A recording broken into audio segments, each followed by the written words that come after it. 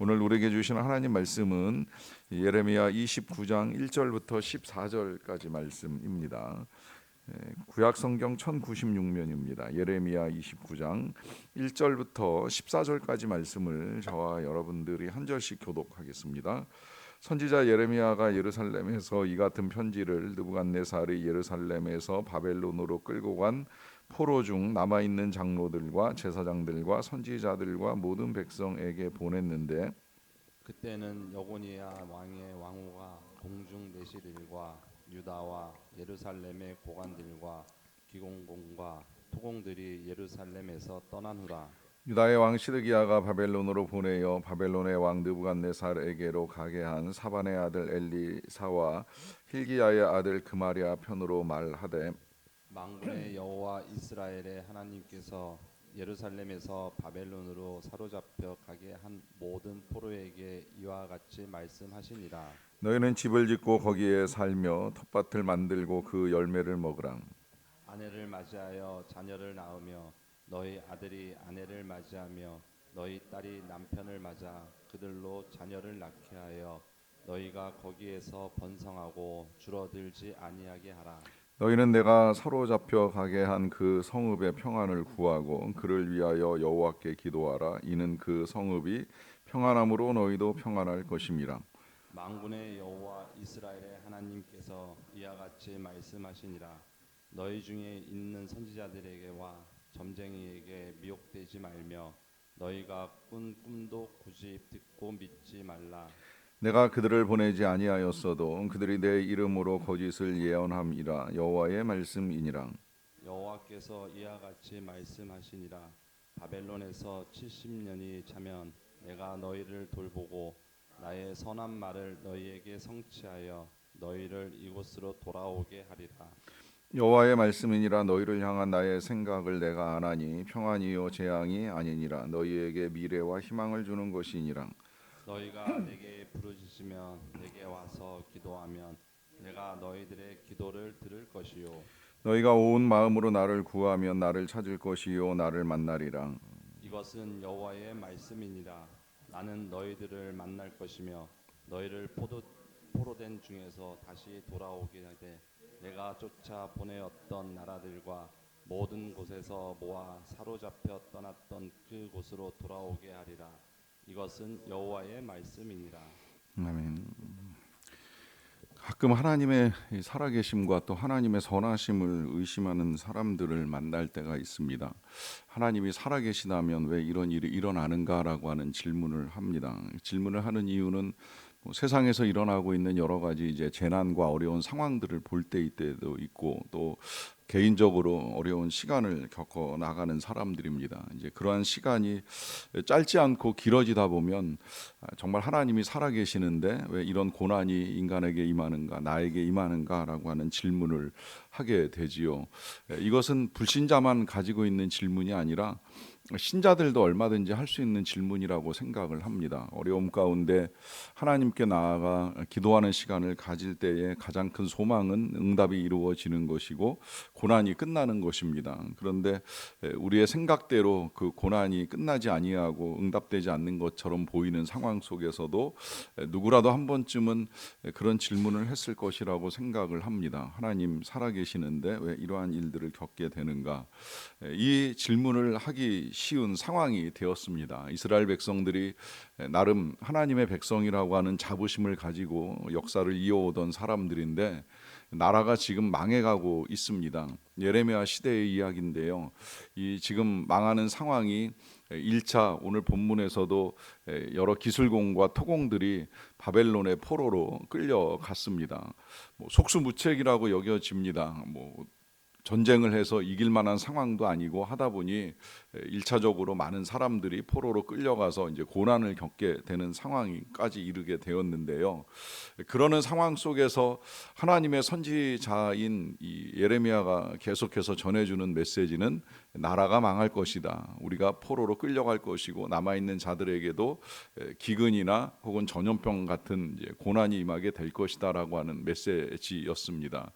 그러다 보니까 정말 하나님이 살아계시는데 그런 일이 일어날 수 있느냐라고 하는 의문을 가진 사람들 중에는 하나님과 같이 절대 그런 일 일어나지 아니할 것이다. 끌려갔던 사람들일지라도 2년 내로 이제 돌아오게 될 것이다라고 하는 거짓 메시지까지 전할 만큼 이스라엘이 어려운 상황이었다고 여겨집니다. 또 어떻게 보면 하나냐가 전하고자 했던 그런 메시지들은 국민들에게 주고 싶었던 선지자의 소망 같은 것이 아니겠는가라고 하는 생각을 하게 되는데요. 그런 상황 속에서 하나님은 예레미야를 통해서 이 이스라엘 백성들이 지게 될 멍에는 나무 멍에도 아니고 쇠멍에다 이렇게까지 이제 말씀하시는 것을 어제 우리가 보았고요. 또 오늘 다시 전해지는 이 하나님의 뜻 가운데서는 바벨론의 포로로 사로잡혀간 자들에게 이제 편지로 전해지는 하나님의 말씀이라고 할 수가 있겠는데요. 그 포로로 끌려간 사람들에게 전해지는 메시지가 5절 6절에 이렇게 전달됩니다. 너희는 집을 짓고 거기에 살며 텃밭을 만들고 그 열매를 먹으라. 아내를 맞이하여 자녀를 낳으며 너희 아들이 아내를 맞이하여 너희 딸이 남편을 맞아 그들로 자녀를 낳게 하여 너희가 거기에서 번성하고 줄어들지 아니하리라 하라 하십니다. 읽어보신 대로 지금 하나님께서는 포로로 사로잡혀 가 있는 자녀 이스라엘 백성들에게 결혼하고 집 짓고 거기 살라는 거예요. 그리고 그냥 몇 년 살다가 떠날 준비하라 정도로 말씀하시는 것이 아니라 너희뿐만이 아니라 너희의 자녀들까지도 거기서 짝 찾아서 결혼하고 생활하는 일을 하라. 우리 하나님이 창세 때 명령하셨던 번성의 명령까지 하시면서 거기에 긴 시간 머물게 될 것이다 라고 하는 말씀을 하고 계십니다. 뿐만 아니라 7절에서는 이런 말씀도 하시는데요. 너희는 내가 사로잡혀 가게 한 그 성읍의 평안을 구하고 그를 위하여 여호와께 기도하라. 이는 그 성읍이 평안함으로 너희도 평안할 것임이라 합니다. 말씀 그대로 해석을 하자면 지금 하나님께서는 이제 이스라엘 백성들이 끌려가서 살게 되는 그 바벨론을 위해서 기도를 하라는 거예요. 그 바벨론을 위한 기도도 바벨론의 멸망을 위한 기도가 아니라 바벨론의 평안, 다시 말하면 이 바벨론의 안정을 위해서 기도하라라고 하시는 말씀입니다. 여기까지만 들으면 이게 정말 가능한 일인가? 누가 우리나라를 침공해서 우리가 지배를 받게 되었는데 그 나라를 위해서 기도한다? 아니면 거꾸로 뭐 정말 우리 중에 누군가 많은 백성들이 타국으로 포로되어 끌려가 있는 상황인데 끌려가 있는 그 상황에서 그 지배국가의 평안과 안정을 위해서 기도를 한다? 굉장히 어려운 일이라고 여겨지는데 지금 하나님이 그런 당부를 하고 계시는 거예요. 물론 이유도 밝혀주십니다. 그 이유는 그들이 평안함으로 말미암아, 다시 말하면 그들이 머물게 되는 그 성읍이 평안함으로 말미암아 너희도 평안을 누리게 될 것이다 라고 하시는 말씀입니다.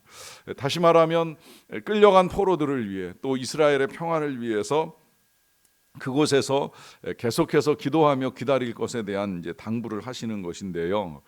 여기까지만 읽다 보면 정말 하나님이 이스라엘을 사랑하시는 하나님이 맞는가? 이스라엘을 하나님의 백성으로 삼으시고 그 백성을 지금까지 인도하시고 이끌어 오셨는데 이 백성을 긍휼히 여기시는 하나님이 맞는가라고 하는 질문을 할 수밖에 없습니다. 그런데 이제 하나님의 말씀은 여기에서 끝나지 않고 몇 가지 이제 약속과 당부로 이어지는데요. 먼저 10절을 보시게 되면 이제 이런 약속을 하십니다. 여호와께서 이와 같이 말씀하시니라. 바벨론에서 70년이 차면 내가 너희를 돌보고 나의 선한 말을 너희에게 성취하여 너희를 이곳으로 돌아오게 하리라 하십니다. 여기서 하나님이 아주 중요한 역사적 약속을 하시지요. 그것은 70년이 지나면 이제 이스라엘 백성들이 바벨론에서 다시 고국 땅으로 돌아오게 되는 일이 일어나게 될 것이라는 거예요. 이것을 이제 나중에 포로로 끌려가서 그 땅에서 총리로 섬겼던 다니엘이 이 약속을 확인하고 나서 이 일이 성취되기를, 여러분 하나님의 약속이 우리에게 주어져도요 그 일이 성취되기를 위한 기도는 반드시 필요합니다. 왜냐하면 이렇게 약속을 하셨음에도 불구하고 이스라엘 백성들이 그 약속을 받을 만한 준비가 안 되어 있으면 때로는 시간이 길어집니다. 주님은 우리에게 곧 다시 오시겠다라고 약속을 하셨지만 그 약속이 길어지는 이유는 물론 하나님과 우리의 시간 방식의 차이에도 있을 수 있겠습니다만은, 그러나 지금 오시게 되면 너무 구원받을 사람이 없다는 거예요. 너무 하나님의 은혜 가운데 들어갈 만한 사람이 많지 않다 보니까 지연된 재림이 오늘 우리가 기다리는 시간이 길어지게 만드는 것처럼 여겨질 수도 있습니다. 그러하기 때문에 지금 다니엘은 이와 같은 약속을 확인하고 난 다음에 21일 동안, 우리에게도 너무나 유명해진 다니엘 기도를 21일 동안 금식으로 드리면서 하나님의 약속대로 포로 생활이 끝나고 하나님의 말씀이 성취되기를 위한 기도를 드리지요. 그것 때문에 지금 이제 하나님께서 예레미야를 통해서 이제 미리 알려주시는 거예요. 70년이 차면 돌아오게 되는데, 그런데 이제 중요한 거 몇 가지 더 당부를 하십니다. 그것은 11절 말씀인데요. 여호와의 말씀이니라 너희를 향한 나의 생각을 내가 아나니 평안이요 재앙이 아니니라 너희에게 미래와 희망을 주는 것이니라 라고 말씀을 하십니다. 자, 여기에서 지금 이제 오해하기 쉬운 사람들의 생각을 아시는 하나님께서 하시는 말씀입니다. 그것은 하나님의 뜻은 절대 재앙 아니라는 거예요. 재난도 아닙니다. 전쟁도 아닙니다. 어떤 고난이나 고통이 아닙니다. 하나님의 뜻은 소망이고 평안이고 희망입니다. 하나님께서는 우리에게 미래와 희망을 주는 것이지 절대 고난이 아니라고 하는 것입니다. 우리 예수님께서 제자들에게 마지막으로 떠나시면서 남겨주신 유언 가운데서도 그들에게 원하셨던 건 평안이지 불안이나 고난은 아니었다라고 하는 것이지요. 우리가 주일마다 신앙 고백을 하고 오늘도 신앙 고백으로 하루를 시작을 했는데요. 이 고백 속에는 많은 부분이 우리 예수님에 관한 내용으로 담겨 있습니다. 예수님의 탄생으로부터 고난과 또 죽음과 그리고 부활 그리고 승천 그리고 이제 마지막에 예수님의 이 다시 오심에 대한 우리의 고백을 하게 되는데, 이 고백을 이렇게 하다 보면 이런 고백을 하게 되잖아요. 거기로부터 이제 승천하여 계신 곳으로부터 살아있는 자와 죽은 자를 심판하러 오십니다라고 하는 고백을 합니다. 자, 여기 요 내용까지만 보게 되면 마치 예수님이 심판을 위하여 기다리고 계시는 것처럼 보입니다. 곧 심판하시고 그 심판은 결국은 이제 멸망과 연결되는 것으로 보이잖아요. 그런데 만약에 정말 심판으로만 끝난다면, 또 그렇게만 우리가 믿고 있다면 이게 얼마나 불안하고 두려운 일이 되겠어요. 그런데 우리의 신앙 고백은 끝에 이제 우리의 부활과 영생까지도 믿는 믿음까지 고백을 하게 됩니다. 왜 그럴까요? 심판은 심판으로서만 끝나는 것이 아니라 구원을 동반하기 때문입니다. 그리고 그 동반된 구원에 따라 우리도 부활하고 우리도 영생할 것을 믿는 믿음을 가지고 우리가 신앙 고백을 하고 그 신앙을 가지고 살아가는 그리스도인 아니겠습니까?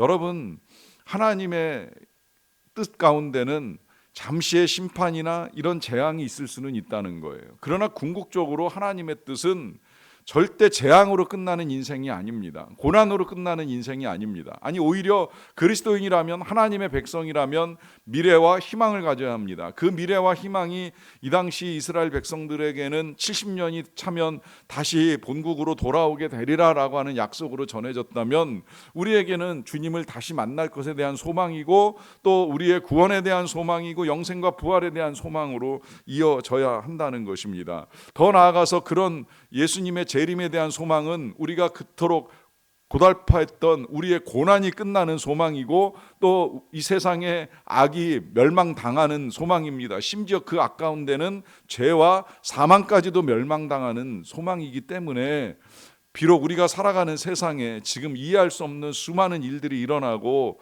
또 어려운 일들을 우리가 겪는다고 할지라도 소망을 포기할 수는 없다는 것입니다. 그러하기 때문에 이제 주님이 12절에서 이런 당부를 하세요. 너희가 내게 부르짖으면 내게 부르짖으며 내게 와서 기도하면 내가 너희들의 기도를 들을 것이요 너희가 온 마음으로 나를 구하면 나를 찾을 것이요 나를 만나리라 하십니다. 자, 여기서 지금 주님이 다시금 이스라엘 백성들에게 부르짖으라 찾으라라고 하는 당부를 하십니다. 그것은 주님이 응답하시겠다라고 하는 약속이기도 하고 또 찾으면 만나주시겠다라고 하는 약속까지 하시는데요. 이 약속을 하시는 이유가 분명하지요. 이 약속을 하시는 상황은 더욱 우리가 분명하게 알고 있습니다. 그것은 지금 이 이스라엘 백성들이 이제 끌려가 있는 그 바벨론 땅에는 성전도 없고 아직까지 회당이 만들어지지도 않았어요. 이제 이렇게 끌려다니면서 타향살이를 하다가 이스라엘 백성들이 곳곳에다가 성전은 못 만드니까 이제 회당을 만들어 나가기 시작을 하는데 아직까지 회당이 만들어지는 건 꿈도 못 꾸고 성전은 뭐 더더욱 존재하지 않던 위치에 이제 그들이 가게 됩니다. 그럼에도 불구하고 하나님이 기도하라 말씀하시는 거예요. 하나님을 찾으라고 말씀하시는 거예요. 왜 그럴까요? 남의 나라 땅이지만 포로로 끌려왔지만 거기도 계신 하나님, 살아계신 하나님이라는 사실을 일깨워 주시는 것입니다. 더구나 이제 이 시대에는 마치 모든 신들이 그 지역의 신처럼 여겨져 가지고 하나님은 이 유다 땅을 떠나시면 계시지 않는 것처럼 오해하고 착각하는 사람들도 많았거든요. 그러다 보니까 하나님이 아니라는 사실을 지금 밝혀주고 있는 거예요. 비록 남의 나라지만 남의 땅이지만 아무리 이스라엘에서 멀리 끌려간 땅이지만 거기도 내가 거하고 거기에서 너희들의 기도를 듣고 응답할 터이니 기도하고 찾으라 말씀하시는 겁니다. 그러면 만나 주시겠다고 또 그들에게 필요한 것들을 채워 주시겠다고 은혜를 베풀어 주시겠다고 또 때가 차면 끌려갔던 그곳에서 돌아오게 하시겠다라고 하는 약속까지 하십니다. 여러분, 이 약속대로 이스라엘 백성들은 비록 고통스러운 70년의 세월을 보냈지만 하나님의 말씀대로 그들은 돌아와서 다시 성전을 재건하고 나라를 세워가는 일들을 이루게 됩니다. 분명히 하나님의 말씀이 성취되는 또 하나의 증거가 완벽하게 드러난 것이지요. 이 귀한 역사를 보면서 또 이 귀한 말씀을 읽으면서 오늘 우리가 다시 기도를 해야 되는 이유는 더욱 분명해졌습니다. 그것은 하나님의 뜻이 재앙이 아니라 우리의 미래와 희망이기 때문입니다. 오늘도 미래를 소망하며 기도하시는 가운데 먼저는 하나님을 만나시고 하나님이 이루시는 선한 일들을 볼 수 있는 저와 여러분 다 되시기를 간절히 축원합니다. 기도하겠습니다. 하나님 아버지 감사합니다. 하나님의 은혜 가운데 하루를 시작합니다. 이날은 또 많은 사람들이 우상을 섬기고 믿는 날입니다. 아버지 하나님, 그런데 우리가 하나님을 믿고 섬기며 기도하며 나아갈 수 있게 하여 주셔서 정말 감사드리옵나이다. 아버지 하나님, 특별히 우리에게 일어나는 수많은 일들 속에서 우리가 오히려 더 하나님을 신뢰하게 하여 주셔서 감사드립니다. 우리를 향한 하나님의 생각이 재앙이 아니라 평안이요 또한 미래와 희망이라는 사실을 알게 해주셔서 감사드리옵나이다.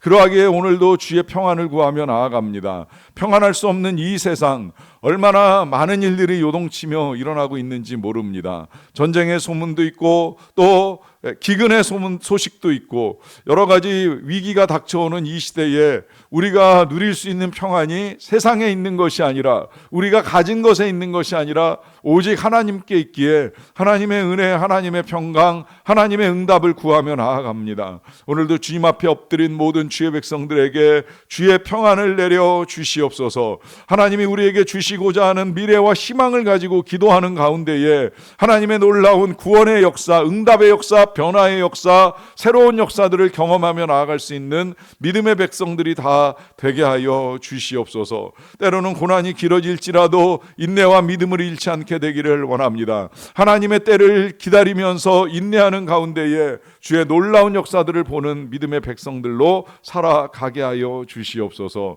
하나님, 우리 아버지, 그렇게 믿음을 가지고 열방에 나가 선교하시는 선교사님들, 또 잠시 들어오셔서 치료와 회복의 시간들을 보내고 여러 가지 일들을 처리하는 중에 하나님의 은혜와 위로를 더하여 주시고 힘내어 선교를 할 때에 그 땅에 희망이 되게 하시고 그 땅에 많은 영혼들이 구원을 받는 은혜의 역사들을 이루어 갈 수 있도록 도와주시옵소서. 자라나는 다음 세대 어린이들이 더욱 정서적으로 건강한 성장을 이루어 갈 수 있도록 부모님들에게 지혜와 명철을 주시기를 원합니다. 또 연로하신 우리 부모님과 어르신들은 더욱 건강하게 지켜주시고 남은 생애 동안에 무엇보다 믿음을 잃지 않고 살아가실 수 있도록 하나님 도와주시옵소서. 각 가정 안에 주님이 주시는 평안이 넘치기를 간절히 원하옵고 감사드리며 예수님의 이름으로 기도하옵나이다. 아멘.